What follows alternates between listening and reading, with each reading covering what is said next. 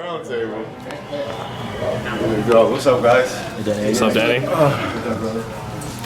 So you guys are VIP. Y'all don't stay out there with the casuals, huh? And we know you, so It's all good. So Danny, it seems like now that fight week's here, the consensus is for you to win the fight, you got to box this perfect fight with your legs for 12 rounds. Is that how you see it, or?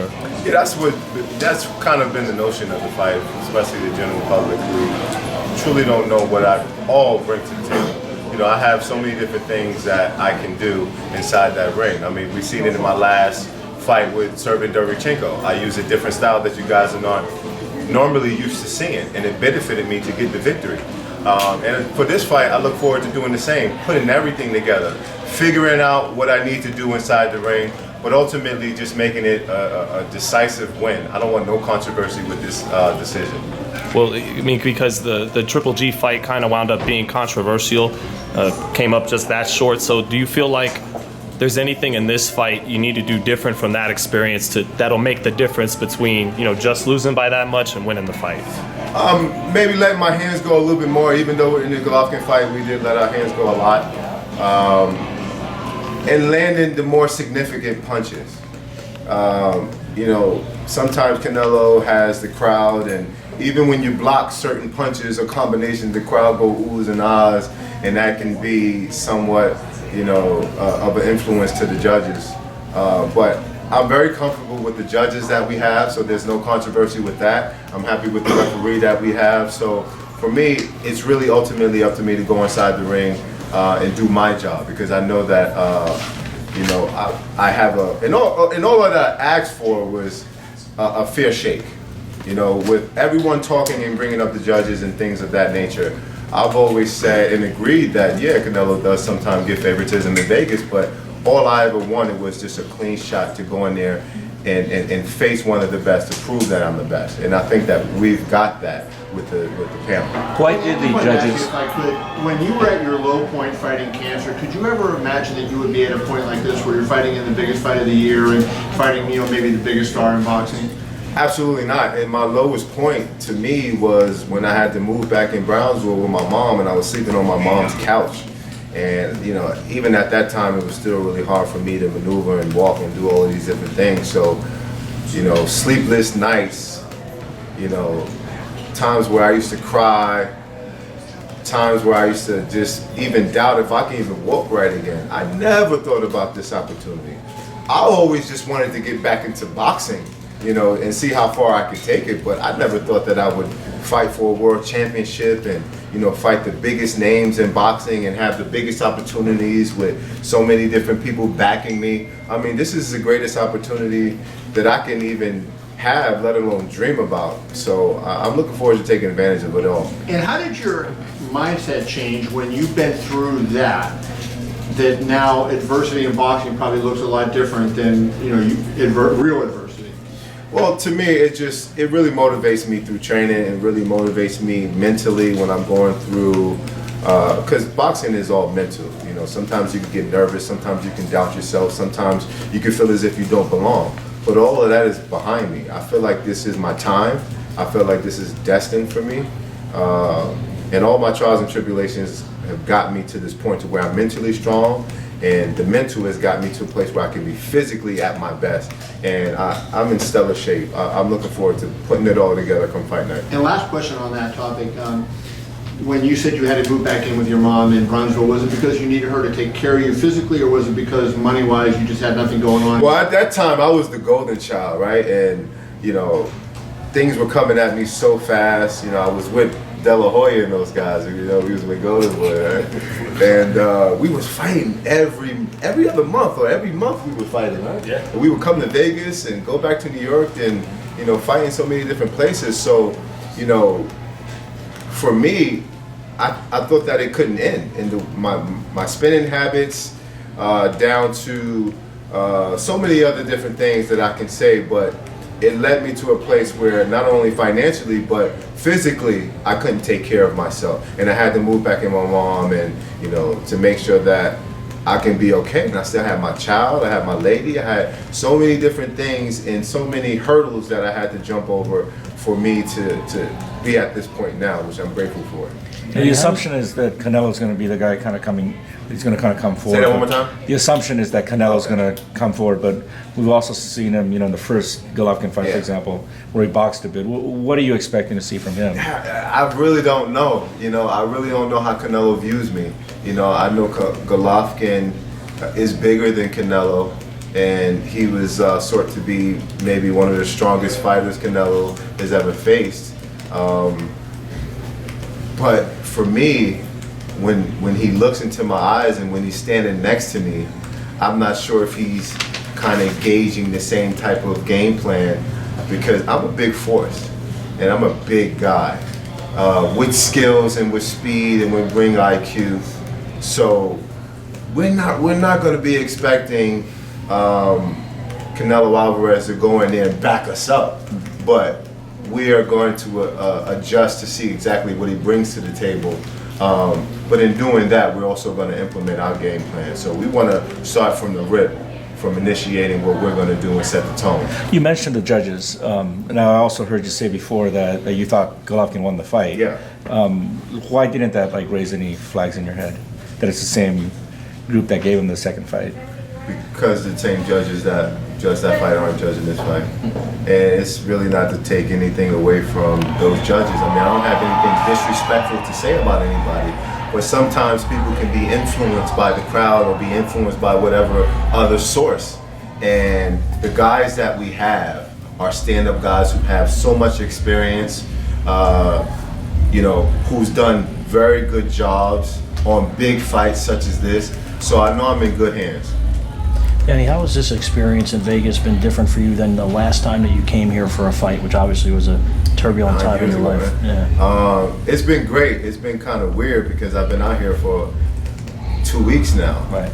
And Vegas is really kind of dead. Like Stop it is. when it's not fight. I've only kind of been here, when it's fight time. So to kind of be around. And even though we've seen some of the posters and the media and some of the artworks and stuff, but it's just been real chill. We've been fine tuning since we've been out here, getting a little bit of the weight off, and we're perfect now. So for me, it's really just a calm before the storm. When the last time you came here, obviously your grandmother had just passed and everything. Can you take us through what that week was like, and considering not fighting and all that? It was hard for me to pair off fight. It was the biggest mental challenge that I've ever had to face in my life, because my grandmother, she was like my mom. She was my rock. She was my angel, right? And we had the fight set up for Saturday. We were in the hospital with her on Tuesday and Wednesday. Our fight was scheduled to leave Thursday. She passed away on Wednesday with everybody, all my family around her at the table. We actually seen her take her last breaths. So for all of us just, experiencing that, it was so devastating. And I had to get on the plane the next morning and head out to Vegas to face the toughest opponent that I could ever face at that time. And mentally, I just feel like I didn't have enough time to grieve and get my mind right to go for battle. Because when you go for battle, we know boxing is mental. You have to be headstrong too. So for me, I'm just ecstatic that I'm going into this fight with the confidence, the full confidence, the mental capacity that I need to be victorious in every way, shape, form. You didn't consider pulling out of that fight, though, right? You said I'm staying. For the pair-off fight? Or did you? Yeah, I considered it, but at that time, I wanted to do it for her glory. I had my team, I had so many other people. Al was telling me, don't take the fight, there's gonna be other opportunities, but for me, I thought that I can do it in her honor. And I had training camp for so long, I didn't want all of that to go to waste. And I made the judgment call, but it was the wrong call. But I'm grateful for all that happened, because it mentally made me a better person, a better fighter, and mentally strong in this point in my career. And just like you asked a question before, what's the difference between back then and now? Back then, Danny was a boy. Right now, he's a man. What's that? Yeah. True. 2 years ago, when he fought Golovkin, you really stepped up to the plate and showed the world that he belonged there. But I think this fight is happening at the right time. If it happened 2 years earlier or 6 months later, it wouldn't have been the right time. Right now is the right time, and I have a funny little feeling something dramatic's going to happen Saturday night that nobody's going to expect. Hey, Danny, just going into that fight, when you were knocked down, were you capable at all going on? Robert Byrd kind of pushed you down in that. Like, do you remember that finish there? And was there any capability of you getting back up? And Never in my life have I seen a referee push a fighter down at the count of 4 or 5. Didn't give him a chance. And it's a world title opportunity. I felt like I need to have been handled with a different type of care, right? Give me the opportunity to go to 10 to where you can say I was knocked out, not make the judgment call for me, because I was very conscious even on the floor. I was thinking in my mind, take your time. I mean, yeah, it was a great shot. I went down. I seen the scars, everything that you see when you get clipped. But I was breathing. I was gonna get up and just like Tyson Fury and the Undertaker. I went to, get up like the Undertaker, right? And showed him that I was ready for battle. But he made the judgment call for me. And all I can do is look at it as just a learning experience. But for me, I thought that in that moment, if I was a referee, especially a fight of that magnitude, being a world title fight, I would have gave him the count and the opportunity to get up. Let me go out on my knees. Let me go out fighting. Let me go out swinging. So he made the judgment call for me, but only he knows what was going through his mind at the time. So, I mean, I'm past that. I don't hold him accountable for it. That what has happened has happened. All I can do is just use that as an example to. Well, just to follow up on that though, because if you're, healthy enough to fight on, you want to win this title for your grandmother, and that would have been the greatest thing that you could do to get up off the canvas to win the fight. Has that haunted you, the fact that you didn't get that opportunity to finish the fight and try to do for her what you wanted? That haunted me more than the loss did. The referee making the decision for me haunted me so much more because I knew what I had left in store. And even though I was hurt and mentally and physically I wasn't at the best, I still feel like I could have finished the fight. I mean, we were still winning the fight. We were ahead on all scorecards in that fight, so I was still in the fight. We were in the game. But he decided to make that call for me. Only he knows, like I said, what was going through his mind. And I think the only thing that baffles me, besides the fact that he stopped the fight, which was maybe 2 or 3 years ago, I seen Robert Byrd at the Hall of Fame out here in Vegas. And we spoke, well, not really spoke, but we said hello. And he sent someone to me at my table, the Hall of Fame that you get your own table. He sent someone with a picture of me laying on the ground and asked me to sign the picture for him when him waving the fight off. No, he did. Yes, he did. I never told you that? No, you didn't tell me that. Yeah. So, to me, that was like insult to injury. He couldn't do it himself. He had to send somebody else to ask me to sign a picture of me laying on the like, what fighter would do that? Let alone the referee that made the judgment call. I thought it was so disrespectful, and I was so disappointed in him for doing that. But like I said, we don't know what was going through his mind. We don't know truly who he is. And at the end of the day, all I can do is use that as an example. But that was definitely a low blow. Did you sign the picture? Hell no, I signed that damn picture. Andre, can you just comment? Did you think you could finish that fight? Sign that picture. Of course, when Robert, what bothered me most at that point in time was, okay, this is boxing. You might get knocked down. This is the nature of the game. He was counting, and I'm watching Danny, and actually I'm yelling. I said, son, get up.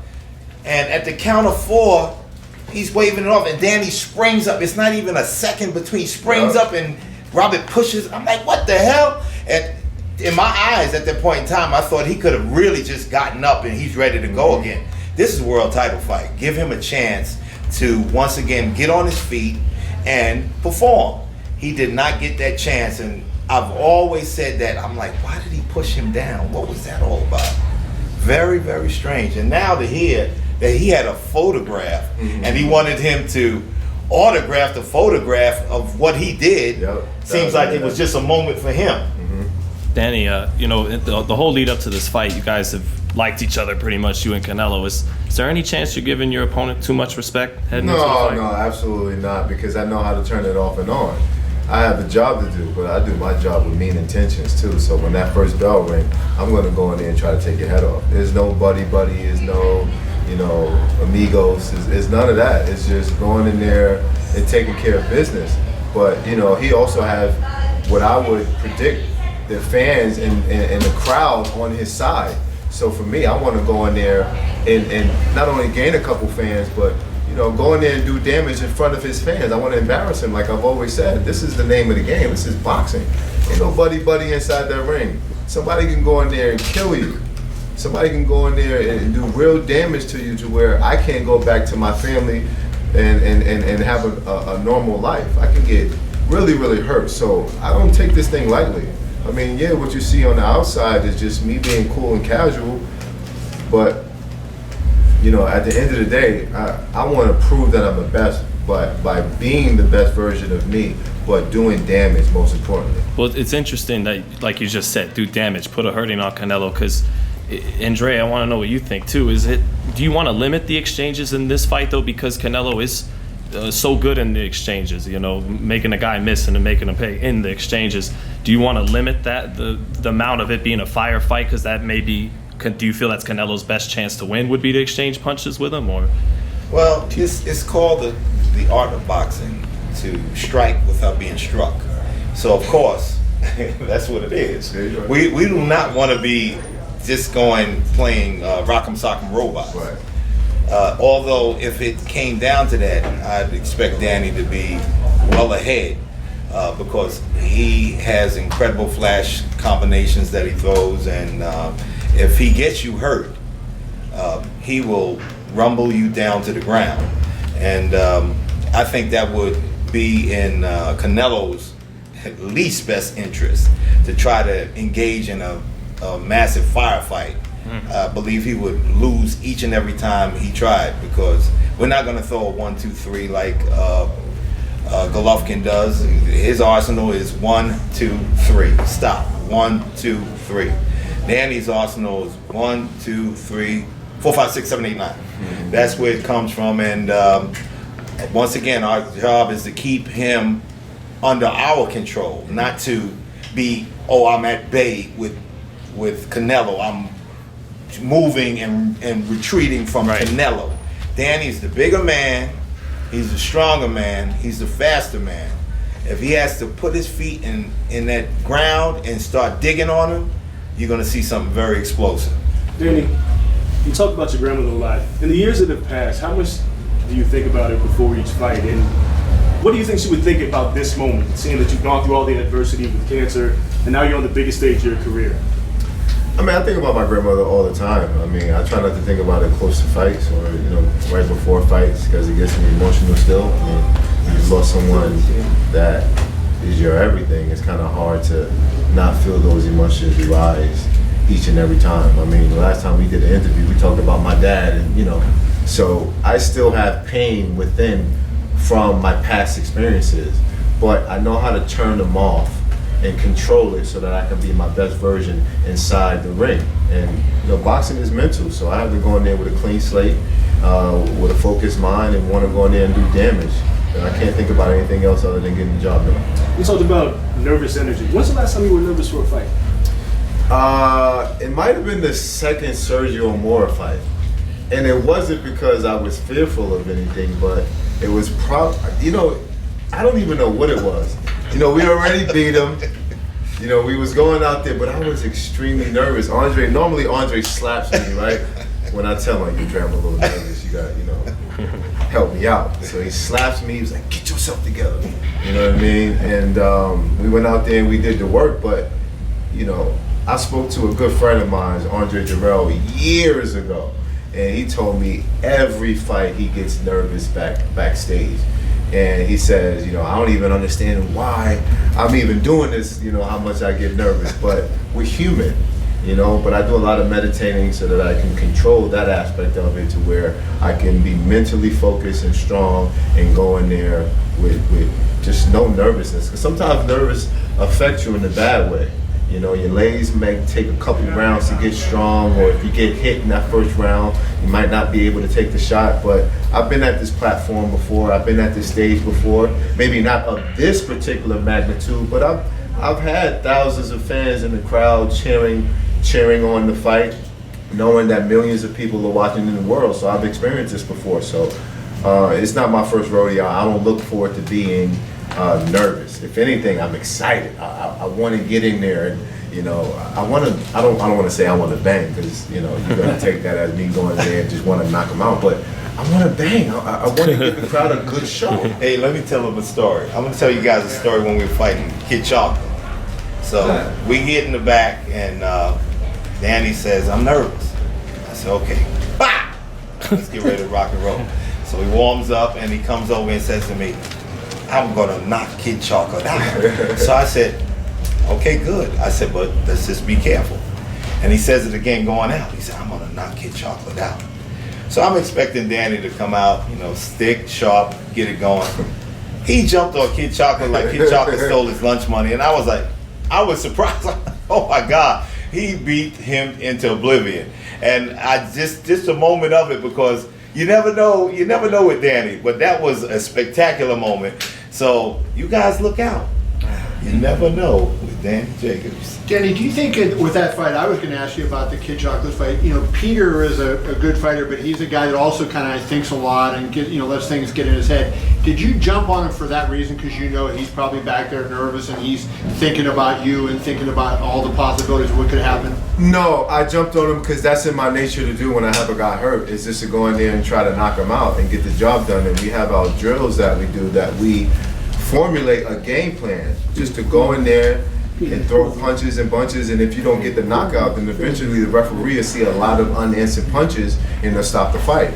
So when we had him hurt, you know, he was one of the strongest fighters that I've ever faced, and he didn't even hit me. I felt the wind go past my ear when he threw a right hand, but just seeing his physique, I knew it was going to be a long night had it gone to decision. So that also probably helped me and motivated me to get the job done as soon as I could. A lot has been made about the weight in this fight and rehydration clauses. We're only on Tuesday, but how are you feeling weight-wise? Weight-wise, I'm great. I'm stellar.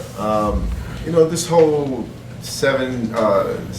10-day weigh-in for the next day, that's not really going to affect me, and it's definitely not going to dictate what I'm going to come into the ring as, because if that's the reason why they implemented it, because the IBF took that rule away once it's a unification match. So it was definitely something that Golden Boy implemented, so that I'm not sure if they're looking at it as an advantage or what, but it was their doing. And for me, it's not going to affect me, because in my last fight, I followed the same procedures and we were good for the last fight. I look forward to doing the same. Just in that respect as well, the weight limit has nothing to do with the governing bodies. So if Danny came out in over the 10 pounds, it has no relevance to the titles on the line for this fight. There's penalties, right?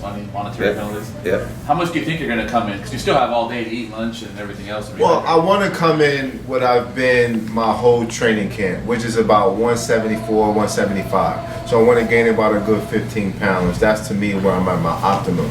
Anything over that, I'm sluggish. Anything over that, and that's with this whole Triple G thing where I came in 180, 85 pounds. If you see me perform at that level, it's not the best. I'm super sluggish. I'm not fast, especially the way I was moving on my feet. You're not going to get a type of performance out of a guy that's overweight. It's not good for your body to gain so much weight after a weigh-in like that and perform. You're not going to be at your best. So 10, 15 pounds for me is, well, 12 to 15 pounds for me is perfect. Danny, I've been wondering, the 2 years after the Golovkin fight, you've had to kind of sit on the sidelines in some ways and kind of watch him and Canelo, Golovkin and Canelo go at it. At the same time, you were kind of able to parlay, that performance in the Golovkin fight into some decent paydays from HBO. And I was just kind of wondering, these 2 years, as you kind of watch these two guys go at it, was it frustrating at all for you, or were you kind of satisfied with what HBO was? I was cool. I knew my opportunity was going to come. I just knew I had to work harder for it, and having a great team to kind of structure my career in the path that, I'm getting all these opportunities. I knew one day my time was going to come. I've known that the performance from the Golovkin fight had a lot of guys, a little nervous and look at me as, high risk, low reward. But once I got that opportunity to become champion when I faced Sergey Derevyanchenko, I knew that everybody was going to either come for me or accept me as an opponent because I have something to offer to the table, not that I'm just a threat with no belt and they want to look the other way. So I'm grateful for my team for making it happen, but ultimately I just want to thank my team for my ground team, my trainers, everybody who's on the floor with me for sticking by me and putting that hard work with me when, boxing is one of those sports where sometimes if you lose, that might be it. You might not ever get those opportunities again. So I'm just grateful for everybody who stuck with me, especially Eddie and DAZN for stepping up and my man Keith for making the deals that he's been making with me. I'm the happiest fighter. I'm like so extremely excited to have all of these opportunities, and it's really now up to me to go in there and do my job. You talked at the beginning about not wanting any controversy this time, and let's theoretically say you were to drop a close decision. Yeah. Do you feel another opportunity like this will come along, or does it feel like, where you are at this juncture in your career that you really do have to kind of win this to remain? No, I mean, the middleweight division is smoking right now. And even though I don't see there being any controversy or me taking a loss, but there's still so many other fighters out there with big fights to be made. So I look forward to, after however many fights I have with Canelo, because there's also a rematch clause in there, that I go out there and fight the best of the best. And I've always wanted to, face top guys. I'm not going to name them right now. I don't want to give nobody no shine. But at the end of the day, I've always wanted to fight these guys in the middleweight division. The rematch clause, just to clarify, that's for Canelo. That's for Canelo. Yeah. Right. He can the zone exercise that, or is it just on the? Do you know if it's just on the fighter? Canelo. Okay. Yeah. Right. Danny, I just want, when you reference Keith, negotiating the contract he did, and of course, most of us think he should be the manager of the century, maybe rename the award after him. But there's a fine line between getting so much money that you become satisfied and still being hungry. Where did you walk that line? Because you're making this payday. There's an incredible amount of money that'll change your life just this one night. Where do you walk the fine line between retaining the hunger and doing the not sleeping on the silk sheets like Marvin Hagler used to say? Right. I love that quote, by the way. And then being able to be rewarded for the work and all the stuff you've done. Well, it's all about the mental. It's all about how you view all of these things. And for me, money is just an object now. I mean, yeah, it's a great way for me to take care of my family and have the things that I've never had, give my son the best life.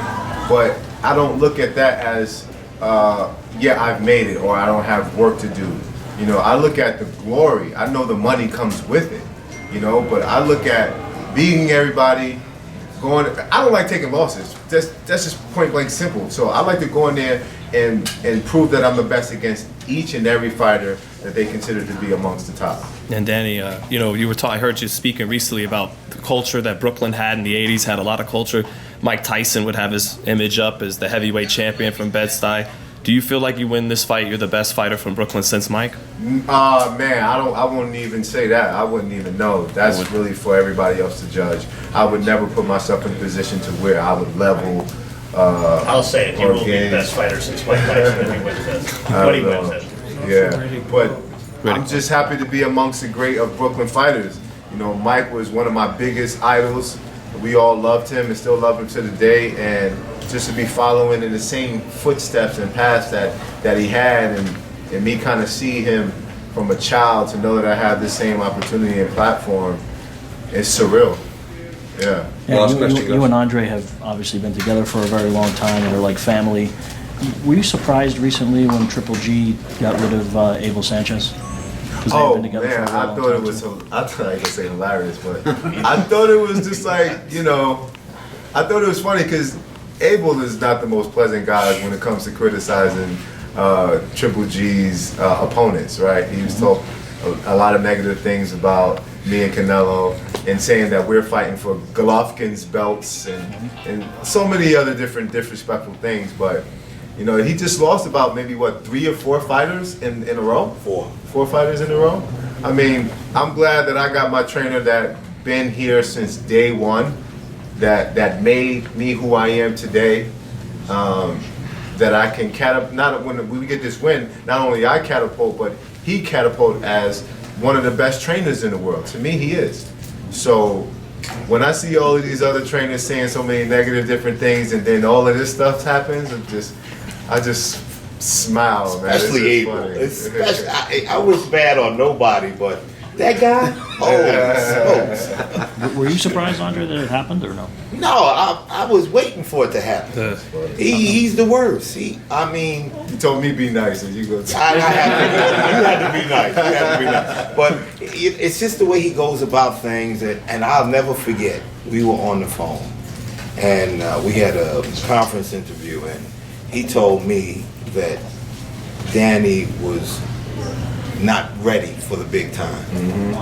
And I was watching him when we fought Golovkin, and he was sweating bullets, and I'm like, oh yeah, come on baby, one more time, let's keep mounting it up.